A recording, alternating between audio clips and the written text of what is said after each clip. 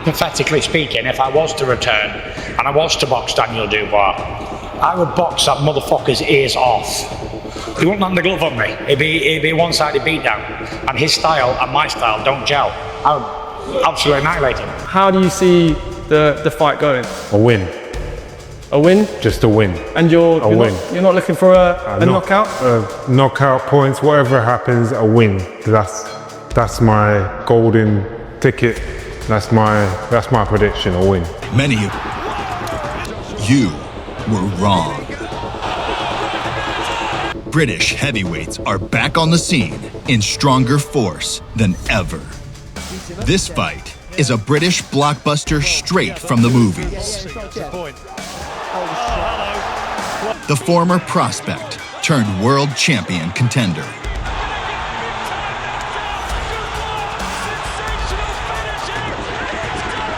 Takes on perhaps the greatest heavyweight of this generation.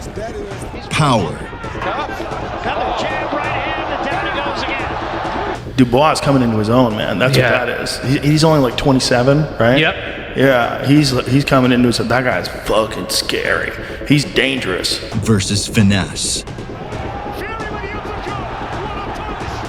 Tyson doesn't fight that way. Tyson Fury fights on his toes. He sticks and moves. He does a lot of head movement and a lot of like shucking and jiving, and it makes it very difficult for you to figure out what he's doing. Ambition versus experience. Daniel Dynamite Dubois.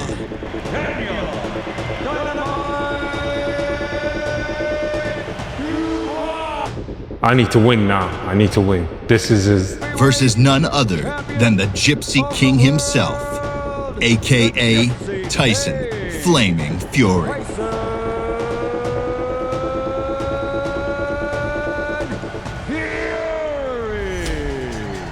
Everybody wants to fight me because I'm the cash cow. Unfortunately for me, they all want to fuck me up. Dubois is one of the most dangerous up-and-coming heavyweights in the division today. To say he packs heat in both fists would be a huge understatement.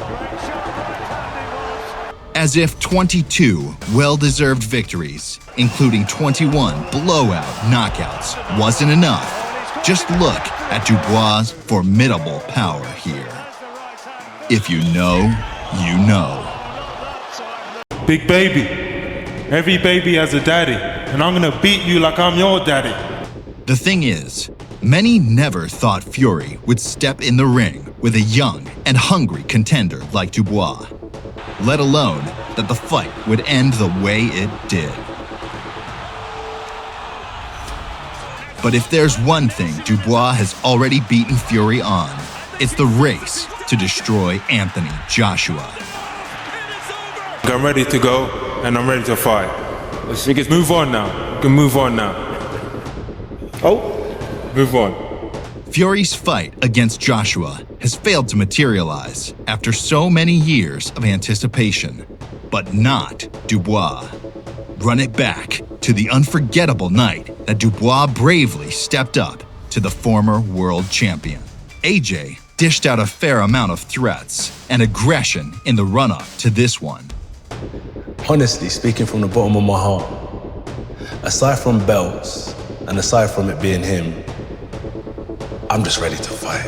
If you want to go now, let's go. Relax. If you want to go now, let's Your chair across your face. Don't disrespect. No, you can't. But this time, the people's champion was forced to eat his fair share of humble pie. Dubois chopped AJ up and dismantled him 4 canvas-shattering times. Only once did Joshua look like he stood a chance of winning the fight. But just when he was getting stuck in, Dubois landed the final finishing blow that won him the victory. Wow! What about Fury versus AJ? Many believe Fury is terrified of fighting Joshua. Find Joshua or Wilder. You're in the press conference of the MAC. So any more about him and I'll put you out. Won't Frank? As the style of fight works against him. Fans grew tired of hearing Fury talk about fighting AJ without backing it up with any action. That said, Fury still has his ride-or-die fans. Like, is he going here? Is he going there? Is he moving? Is he jabbing? He'll come at you like this with 2, 3 fake jabs. In their eye. But Fury is not indestructible. This dramatic moment back in 2013 saw Fury take a huge hit for letting his guard down. You can see how Fury went in for his signature long left jab, followed up by a heavy right hand. This time, the footwork was off, and Cunningham was more than prepared. If Cunningham could do this 9 years ago, is the outcome of this fight with Dubois really that shocking? Not only that, but the world never forgot when Wilder almost turned Fury's lights off back in their first fight in 2018. Everyone was shocked to see him get back up. And more recently, what happens when he goes up against a real power-punching aficionado? What about the professional boxing debut of Francis Ngannou, which saw Fury land on his backside like a sack of potatoes?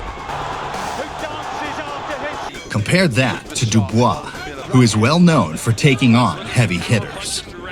When faced with sheer power, Dubois lands consistent jabs that not only keep his opponents at bay, but also knock them for 6.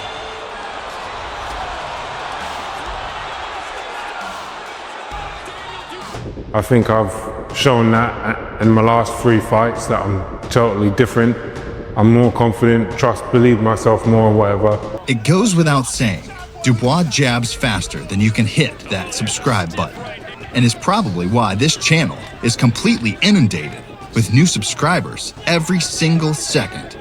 We certainly would not want to get hit with one of these.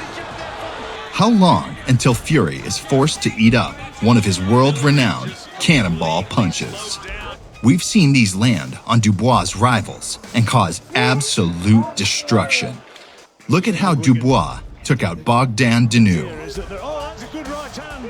The 23-year-old started the fight positively behind his signature jab and used it to control much of the opening round.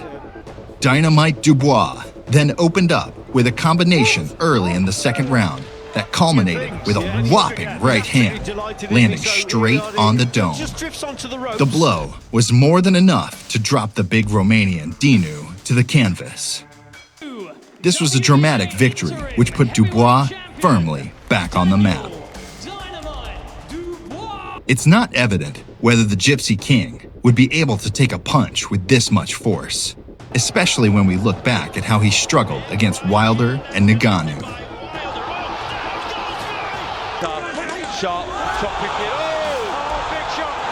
But fight fans claim that Dubois possesses far greater power than Deontay Wilder.